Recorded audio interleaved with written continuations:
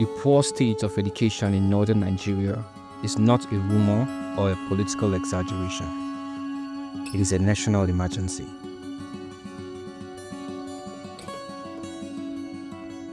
For decades, the region has recorded the highest number of out-of-school children, the lowest literacy rates, and the weakest educational outcomes in the country. This crisis continues to limit opportunities, deepen poverty, and fuel instability. In many northern communities, millions of children are not in school. Classrooms are either overcrowded or non-existent. Teachers are poorly paid or unavailable, and learning materials are scarce. In some rural areas, a child can grow up without ever seeing a functional school. This is not just a failure of parents, it is a failure of policy, leadership, and priorities.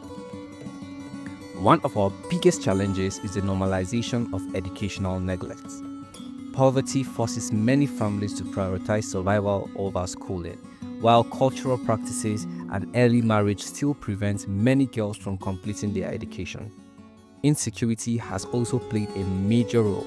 Banditry, insurgency, and school attacks have forced closure and discouraged parents from sending their children to school, especially in the Northeast and Northwest.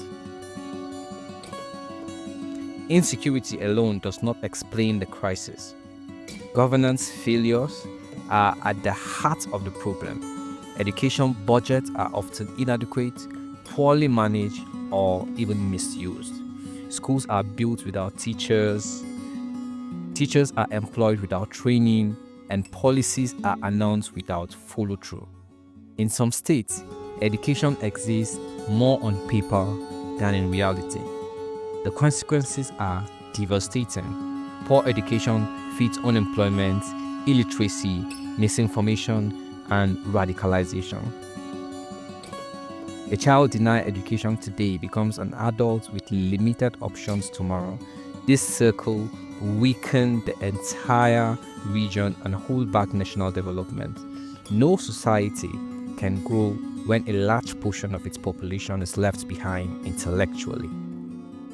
Religious and traditional educational systems, while important, have not been properly integrated into modern learning. Instead of reforming and strengthening them, governments have allowed a system where millions of children learn without literacy, numeracy, or life skills needed to survive in today's world.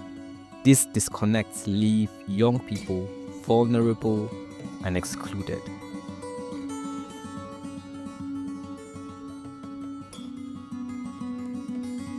Fixing education in the North requires honest leadership and collective responsibility.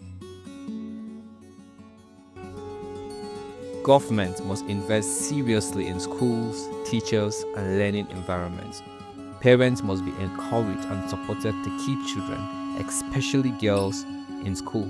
Religious and traditional leaders must champion education as a tool for dignity, not a threat to culture. Most importantly, education must stop being used as a political slogan and start being treated as a development priority.